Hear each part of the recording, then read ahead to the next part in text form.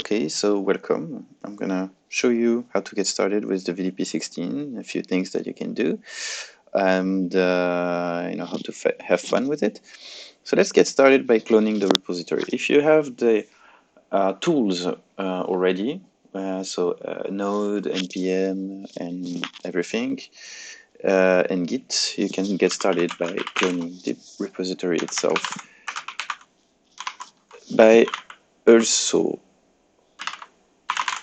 recursing submodules. So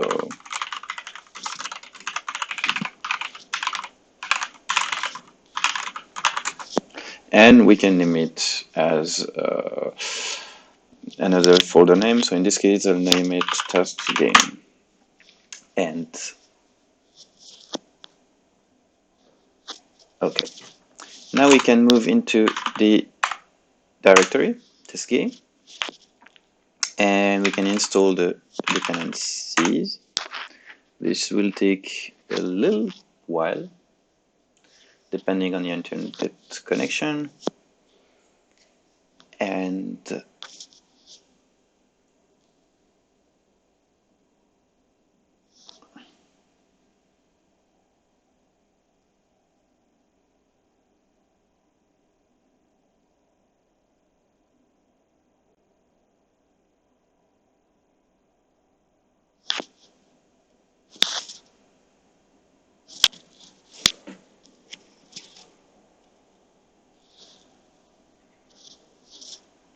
okay, and once it's done, we can run the editor itself.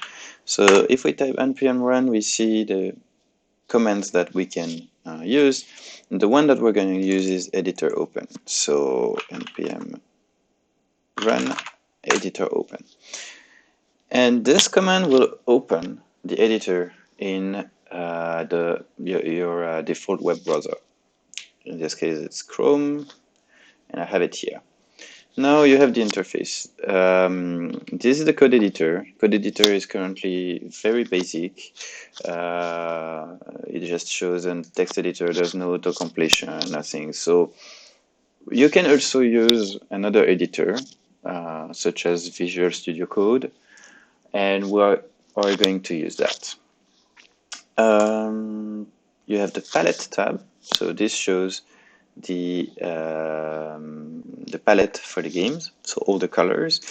The sprites are the elements that we draw on the screen, and the tile maps are how we assemble the tiles, so the sprites, and make bigger backgrounds out of them, or game level. So let's open our project in Visual Studio Code. So we click open folder, we go into our project and make it its tests, and we named it test game. Select folder, and you can discard everything except what is in the src folder.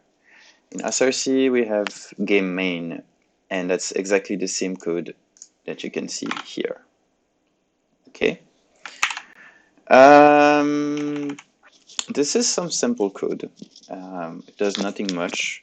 Actually, we can run the game by clicking here, and we see that it just draws a part of the map and it's going down.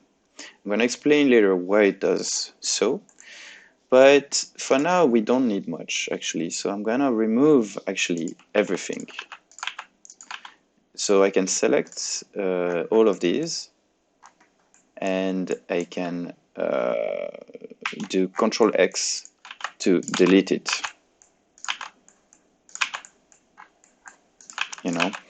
So when you're on the sprite editor, palette editor, or anything, you can use the middle click to pan around. You can use the mouse wheel to zoom in and out, and left click selects the item. Okay, so I'm going to remove that too. And same for the tile map, we need nothing currently. So if you want to focus on an item, you can click F, and the screen will be it will zoom to show it entirely. So these are the palettes. So let me create a simple palette that we call character.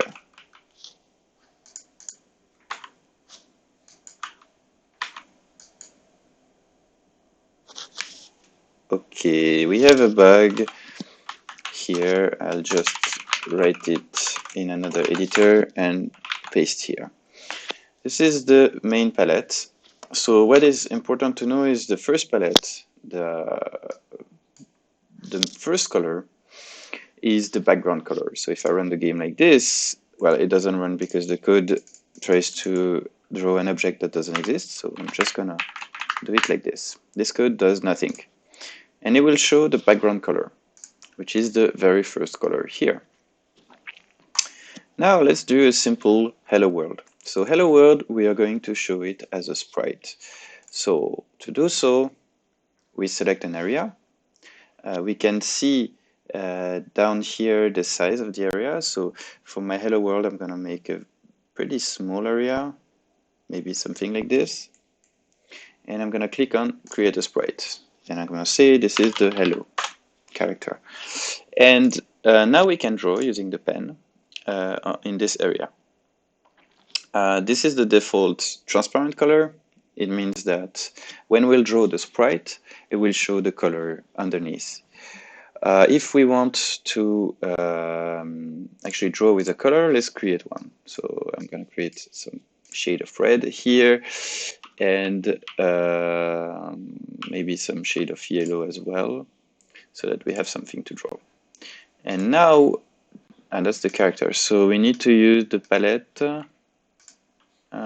For this, we need to use the palette character, this one, okay? And we use the pen and we write, I don't know, with the red color,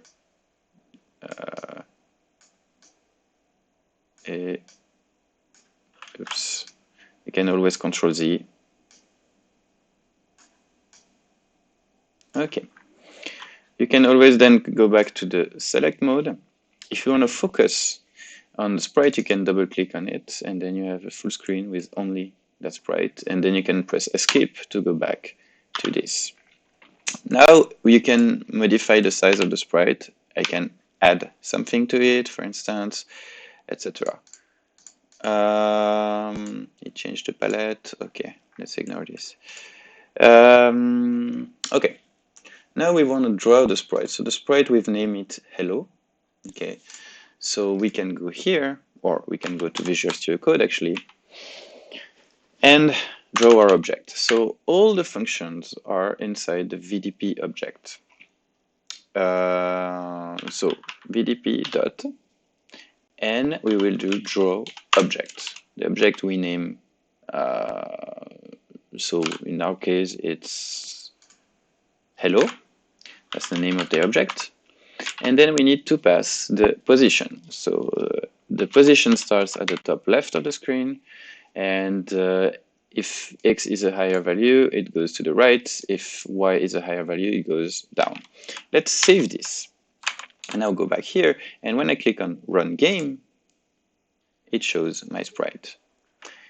I will put the two windows side by side and hide this now to show the difference. If I put 20 here, it will show hello to the right. So when I save, it updates immediately, just so you know. So we can see the difference.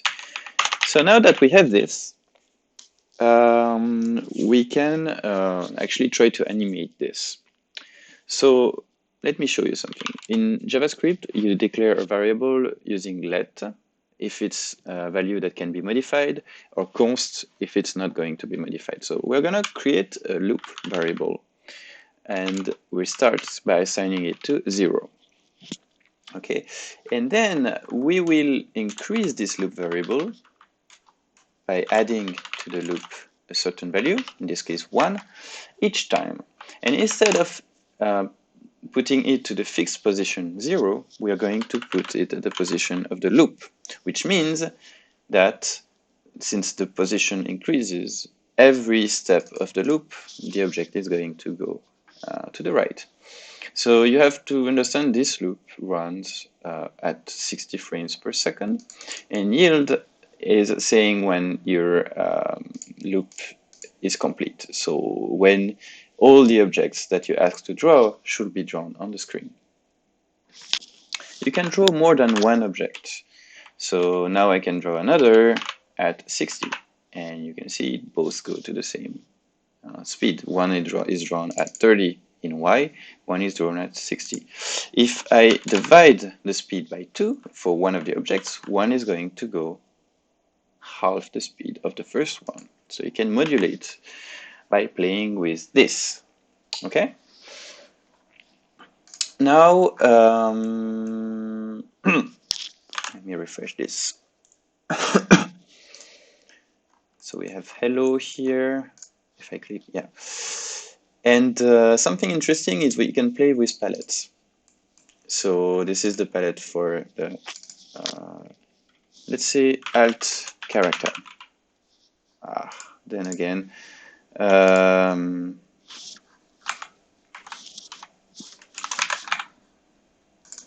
here, alternative character, and we can copy and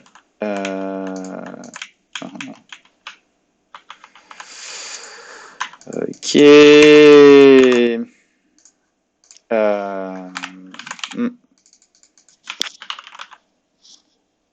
We can copy this, paste it here.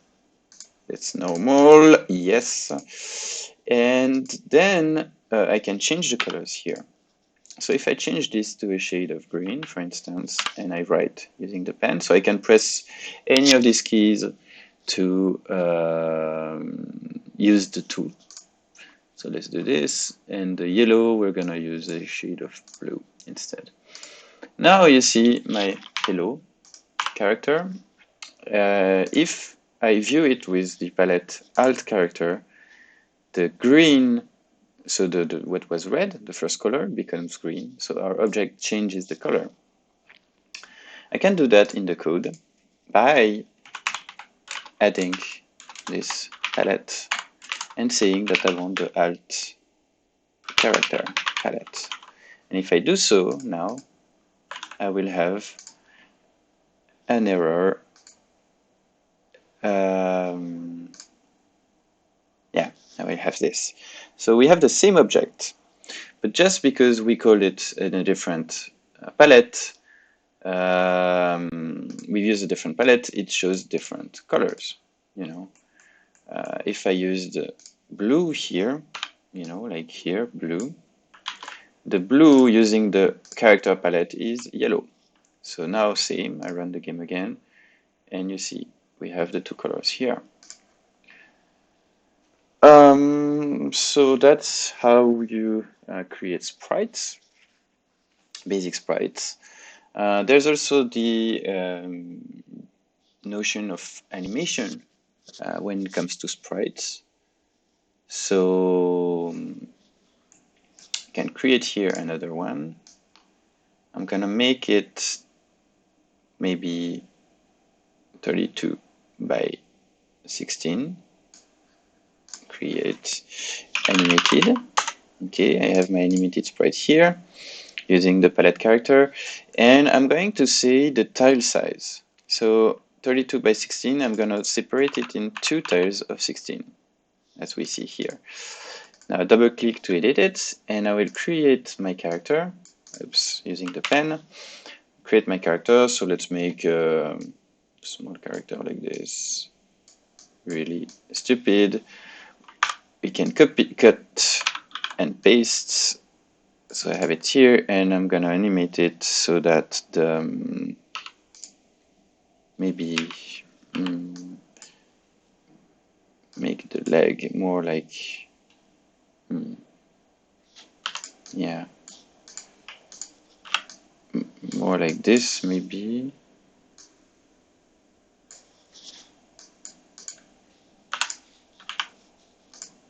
Oops, like this. And like this. is assume. Yeah, let's do this. So this is going to be our character animated. Okay.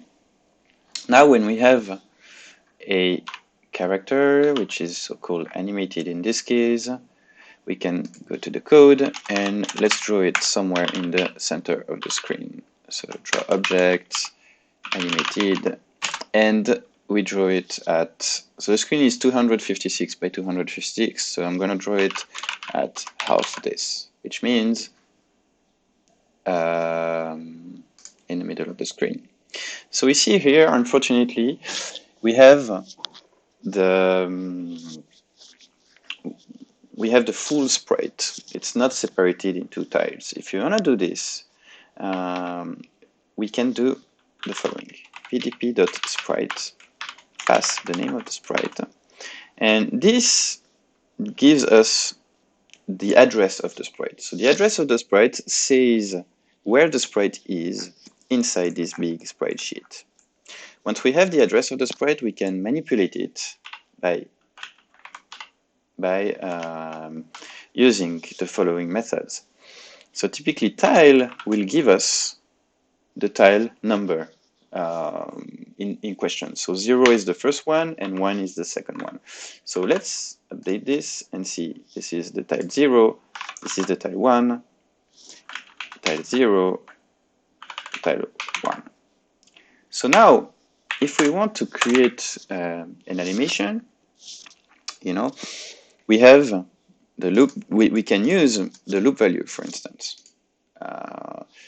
So if I use the loop value here, we don't see it, and it only flashes sometimes. Why is that? It's that the loop value goes way too fast. I should slow it down by 30, and you see that it appeared with the first frame and the second frame. Now the problem is it goes way too high, so we want to limit it. To limit it, we're going to use the modulus operator, modulus 2, which gives us always something between 0 and 1. If it was 3, we'll give it something between 0 and 2, etc. So if I do this, you see now we'll have the animated character. So yeah, that's how we get started. Now, what we can do is use the, so play with the input as well. We're going to move the character. So let us create a main character as an object that has an X position and a Y position. That's how you do in JavaScript. And we'll draw not at this position, but we'll draw at the position inside the character variable. Now it doesn't change anything, right? But we are going to affect this by checking the input. So inside the input object, we have a function called isDown, and we can check if a given key is down. So input.key.left is down. If left is down, we are going to, well, we can subtract 1 from char.x, from the x position. So if I do that now, when I press the left button, our character goes left. And we can do the same with right. With right, it means increasing the x value. And we can do the same with up, which is decreasing the y value, and down, which is increasing the y value. So if I do that, now I have a kind of RPG style character that I can move around. So let me fix this. Yeah. So that is one example. Now I am going to show how we make a simple background tile map, because it's a very important feature. So the background is made out of tiles. That's why the same way that we drew an animated sprite, we will need to make tiles. So I'm going to make 16 by 16 tiles. So we're going to make something that can hold 3 tiles. That is 48 by 16. I create my tile set that is going to be used for the map. And I'm going to make, so let me select this. Now with the pen, I am going to create, oh, I forgot. I can go back here. I forgot to set the tile size, so 16 by 16, so that I have 3 tiles.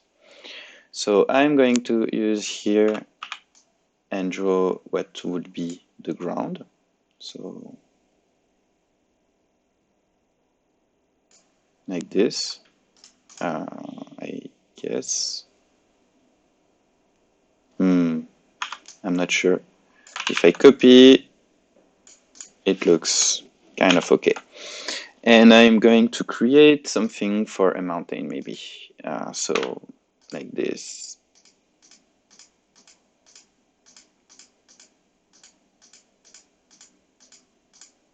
And then the same here for the other side of the mountain. And I'm gonna fill inside with the color here and here as well. Oops, that didn't work.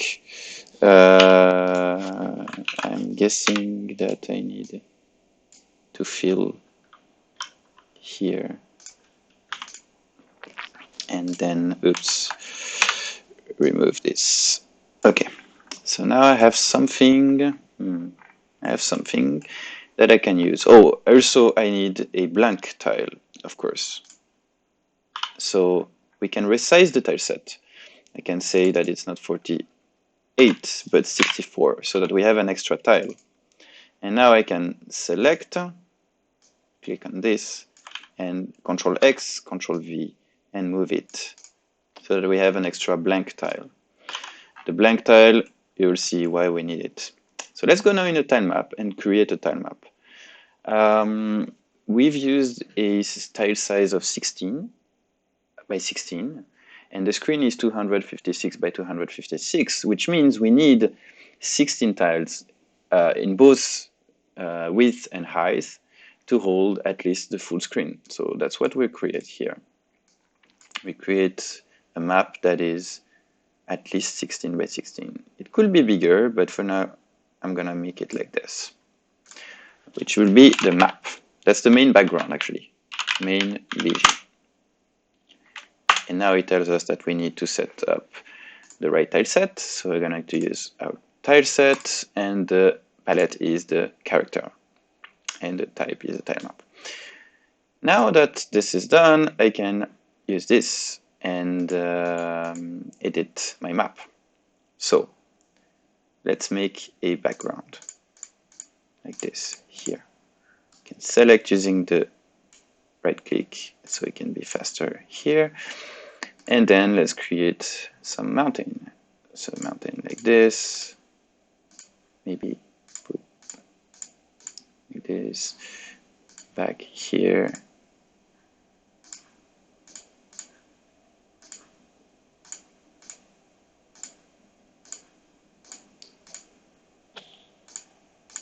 You know, something like that.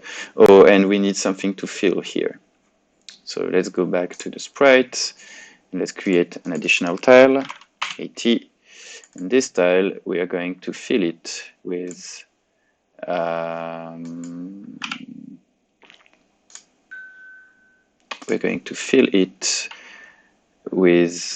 red. Oops. So like this. Now let me take this here.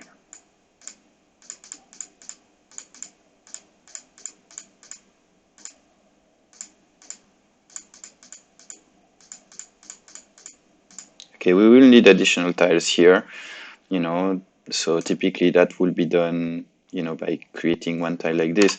Okay, let me make it 96, additional tile, and we copy this one and we fill it with red. And now here we use this last tile so that we have something that looks okay-ish. So That's our base background. It's made out of tiles, you know. And so with only 5 tiles, using very, very little memory here, you know, using very, very little memory here, we have a full screen map.